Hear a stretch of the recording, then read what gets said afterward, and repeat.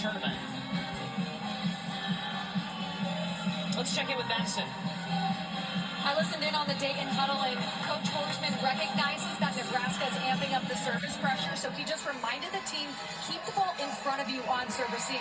He says we have to get back in system, and then when we are back in system, swing aggressive. Let's get back to what we know. And being in system meaning that they can set all three options.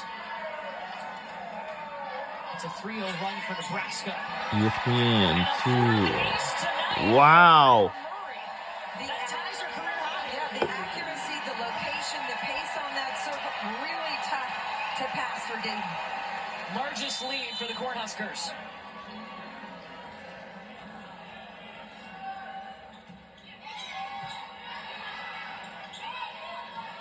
Almodovar. Wow. Bergen Riley, Andy Jackson, all over that. Bergen Riley, just a sophomore, stepped into that starting setter position right away last year as a true freshman. Sarkisian on the slide.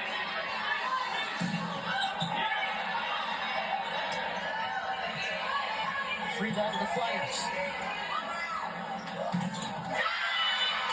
Sarkisian touring the block. She has 5 kills, no errors. This Dayton team, when they get Alyssa Miller, their center, in a good location, she knows how to feed these hitters. She has a connection. She works with them every day, and you can see the difference. The question is, can you put it on her head consistently enough, because she's still limping around in between points.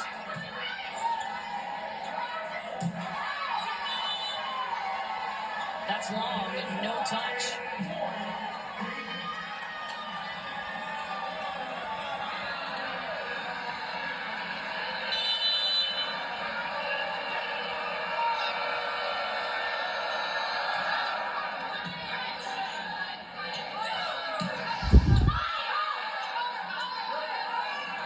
Russell.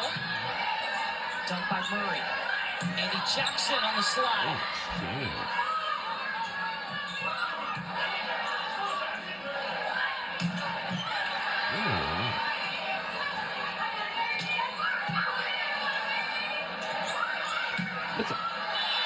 Taylor Landfair is long. Really nice job by Dayton recognizing the situation, right? You saw Carissa Kaminsky step in on an errant pass. She set the ball. You saw Alexia Almodovar. She set the ball on a second contact.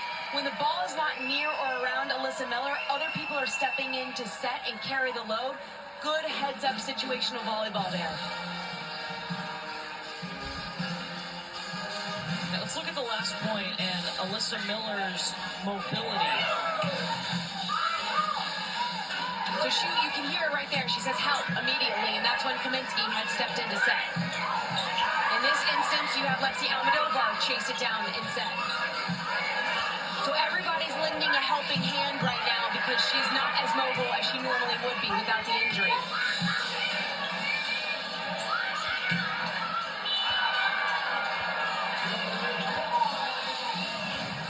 I thought Landfair would attack her a little bit more.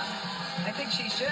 She went deep cross court, but down that line, attacked the injured blocker who's smaller than everybody else. The set's got to be there to be able to turn the line, so that should be a conversation Landfair has with Bergen Riley. Push me out a little bit further so I can really turn it over top of Alyssa Miller. So Dayton is on a 3-0 run right now. It forced Nebraska to call this timeout. Cornhuskers 4 points away from taking a 2-0 lead in the match. It's an interesting dilemma if you're Tim Horsman, right? You have your tried and true setter who's helped get you to this position. She's not as mobile as she wants to be, certainly, but she knows her hitters so well, and she knows exactly where they want the ball in certain situations. So if you get the pass, yes, you can put up a beautiful ball, but that's not reality, especially when you're playing with one of the best teams in the country and defending against them. And so I'll be curious to see if they can continue this run and then what decision he makes going into the third set. 3 straight points for the Flyers.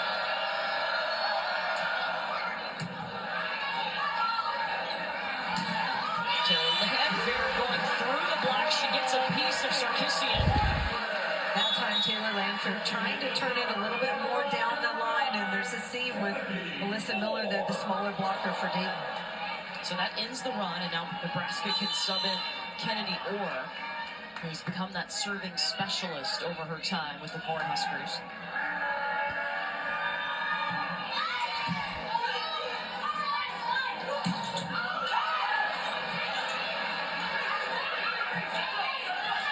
Free ball for Dayton.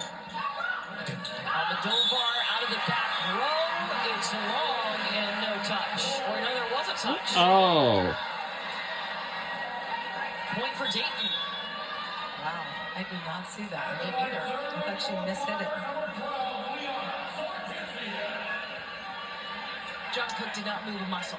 It was a net call on that play. No wonder why we didn't see it. Yeah, that's why we didn't see a touch. Yeah.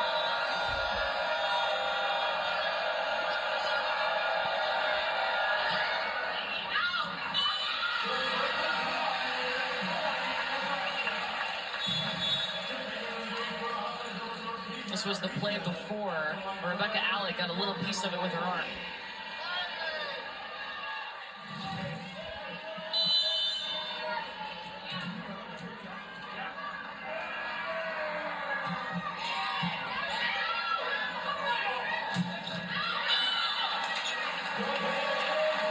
Set point, Nebraska up 24-18.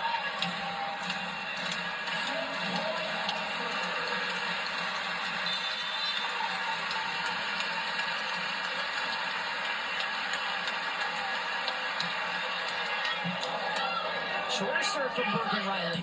Russell. Taylor Landfair drops. Whoa! And we won the second set. To none.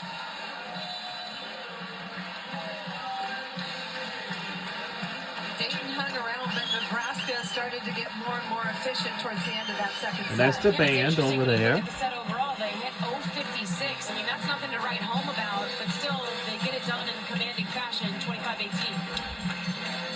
But if you're Nebraska, you want to set yourself up on a high note, in this match moving forward in the NCAA tournament. John Cook is with Madison. Coach, a little bit of a slower start,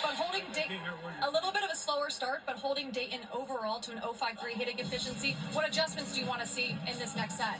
I want to see us hit the ball in the court and try to get in a rhythm offensively. We're just out of sync. They're serving. John Cook is our head coach for the women's volleyball team. Thank you, Coach. 4 blocks for All right. Nebraska. You mentioned their defense. Dayton is only hitting 0.38, but we'll see if they can get the offense in a little bit better of a flow. You can see the Cornhuskers band lead the match again. 2-0. Back to the studio we go with Sam and Jen. Thanks, Courtney. It's been a big day of volleyball all across the country. We're almost down to 8 in the NCAA tournament. Earlier today, Texas was defeated. The two-time defending champions eliminated by Creighton. So Creighton going to the regional final to face Penn State. Penn State getting past Marquette. That will be one of the 2 regional finals we will have for you on Sunday. And Wisconsin survived a 5-set